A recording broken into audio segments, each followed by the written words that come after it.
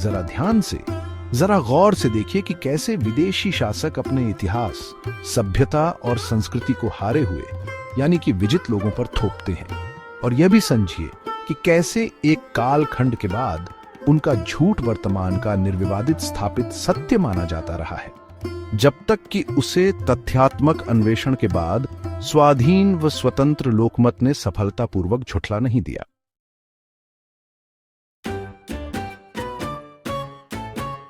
इस कहानी का कालखंड है वो समय जब भारत में बाबर के मुगल राज्य की नींव पड़ने में अभी 5 साल बाकी थे। इस कहानी का केंद्र है मैक्सिको, आज का मॉडर्न मैक्सिको देश, जहां स्पेनिश भाषा और कल्चर का बोलबाला है। उस जमाने में इस मुल्क में एज़टेक साम्राज्य अपनी चरम विकास केंद्र पर था। एज़टेक सभ्यता 14वीं से 16वीं शताब्दी के बीच फलती फूलती रही और इसका केंद्र वह क्षेत्र था जो आज मध्य मैक्सिको है। अपने चरम पर एज़टेक साम्राज्य लगभग 2,20,000 वर्ग किलोमीटर 85,000 वर्ग मील में फैला हुआ था और इसकी आबादी लगभग 6 मिलियन थी। यह साम्राज्य शहर राज्य का एक प्रभुत्वपूर्ण संघ था जिसमें टेनोचिटलान इसका प्रमुख राजधानी शहर था। एज़टेक अपनी उन्नत कृषि तकनीकों, प्रभावशाली वास्तुकला और जटिल सामाजिक और राजनीतिक प्रणालियों के लिए प्रसिद्ध थे। कह लीजिए वह भी भारत जैसा ही फल फूल रहा था। एक एज़टेक सम्राट था जो शेष जातियों से कर वसूल करता था, राज्य चलाता था। कुछ विशेष नहीं, लगभग सभी राष्ट्रों को इसी स्थापित तरीके से सफलतापूर्वक संचालित किया जाता रहा है। फिर अचानक इधर के समुद्र तट पर एक दुर्दांत स्पेनिश लुटेरे का आगमन हुआ। नाम था हर्नान कॉर्टेस। इस लुटेरे के पास कुछ 100 लुटेरे और थे जिनको अपने स्पेनिश राजा का समर्थन तक भी ना प्राप्त था। जब वो मैक्सिको में आया तो उसने पाया कि एज़टेक सम्राट के विरोधी कुछ स्थानीय जनजातियों के मुखिया थे। उसने सब जातियों को इकट्ठा किया और एज़टेक सम्राट पर हमला बोल दिया। इस प्रकार एज़टेक साम्राज्य का अंत 1521 में हुआ, जब स्पेनिश विजयकर्ता हर्नान कॉर्टेस के नेतृत्व में इसे पराजित किया गया। कॉर्टेस ने एज़टेक्स के दुश्मन स्वदेशी समूहों जैसे कि ट्लैक्सकाला के साथ गठबंधन किया। वह उन्नत हथियारों और घोड़ों को अपने साथ लाया था, जिससे स्पेनिश लुटेरे को महत्वपूर्ण लाभ मिला। अंतिम प्रहार तब हुआ जब टेनोचिटलान एज़टेक राजधानी पर घेराबंदी कर कब्जा कर लिया गया। महीनों की लड़ाई के बाद यह शहर जीत लिया गया, जिससे साम्राज्य का पतन और क्षेत्र में स्पेनिश शासन की स्थापना हुई। एज़टेक सम्राट को कई वर्ष तक कैद में रखकर अंततः उसे मार डाला गया, जबकि एज़टेक सम्राट ने स्पेनिश लुटेरों को अपार स्वर्ण भंडार दिए, अपना सब कुछ दिया था, किंतु उसे उसके शहर में ही कैदी बनाकर अंत में मार डाला और इस प्रकार से स्पेनिश राज्य की स्थापना हुई। इतने बड़े भूभाग से आज विशाल व उन्नत एज़टेक सभ्यता का विनाश यूं ही हो गया।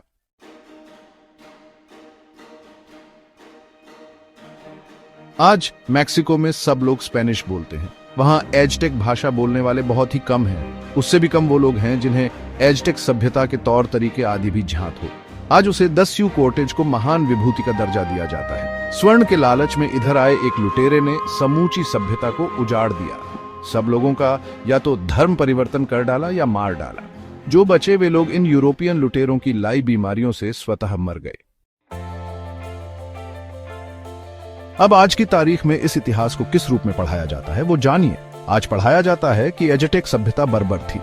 वहां नरमुंड की दीवारें बनती थी। अंतिम एज़टेक सम्राट किशोर बालकों के जंघाओं के व्यंजन बनवा कर खाया करता था। इस सभ्यता में आदम शोरबा बनता था। ऐसे अनेक किस्से हैं और इन किस्सों को साबित करने के लिए अनेक रिसर्च पेपर छपे कि वाकई में नरमुंडों की दीवारें थी।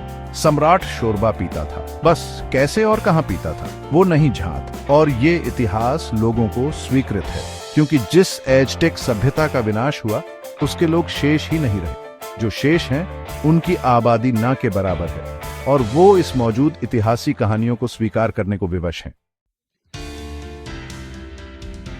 इस कहानी को पढ़ आपके दिमाग में कुछ विचार अवश्य कौंधे होंगे। उदाहरण स्वरूप, स्वर्ण भंडार और दौलत की खोज और लालच में अनेक लुटेरे हमारे यहाँ भारत भी आए थे।